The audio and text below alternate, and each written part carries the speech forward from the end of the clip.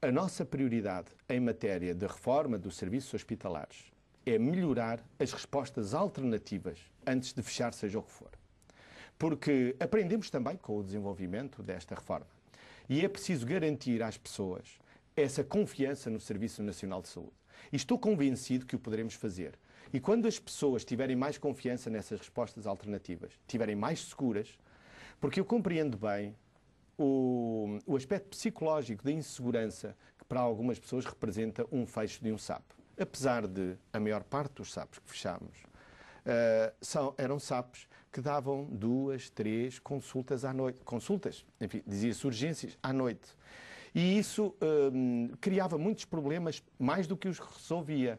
Porquê? Porque isso eram apenas consultas. Porque uma verdadeira urgência, quando passa no centro de saúde, é apenas para que o médico diga para seguir para o hospital, onde tem uma urgência à altura Mas vai cumprir a risco que está no plano, obviamente. O que vamos fazer, e essa é a nossa prioridade, é apostar agora no reforço das respostas alternativas por forma a gerarmos essa confiança.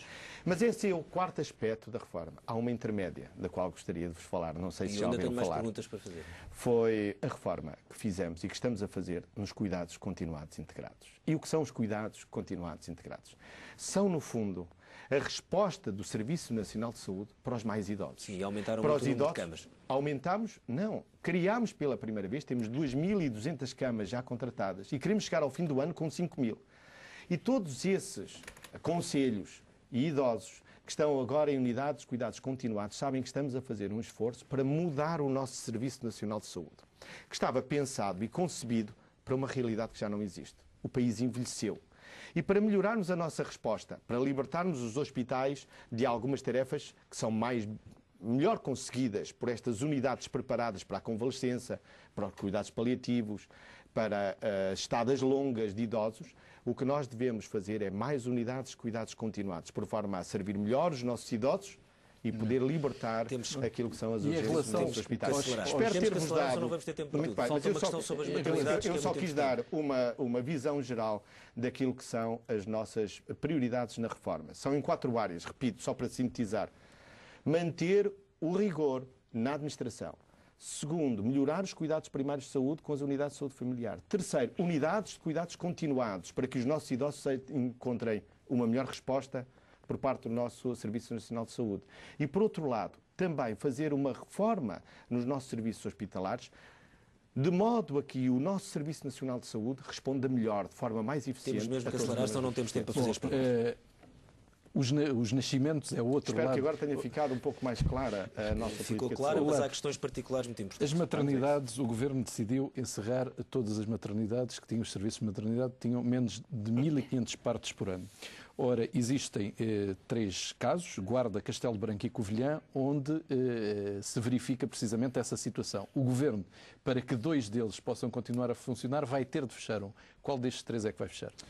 Como disse o anterior Ministro, isso é uma decisão que nós deixamos aos centros hospitalares dessa região. Eles têm que se entender entre eles. Uma delas vai ter que fechar. Porque acho que isso é benéfico para a região. Mas o tema das maternidades é um tema importante. Eu gostaria de contar uma história, se não se importa. Tem que ser rápida a história. Porque a doutora Leonor Beleza, quando foi Ministra da Saúde, decidiu fechar 150 blocos de partos.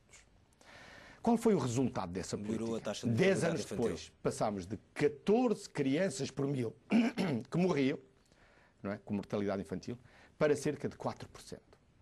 E a verdade é que foi a maior operação de saúde pública de 4 por 1000, desculpe, de proteção na saúde às mães e às crianças que foi feita em Portugal. É verdade. O que nós fizemos nestes últimos anos foi fechar blocos de partos para os quais todos os conselhos técnicos, os relatórios internacionais nos aconselhavam a fechar porque não garantem a segurança às mães nem às crianças. Então, foi isso que fizemos. Agora, se me permite, eu gostaria de pôr a pergunta a vocês.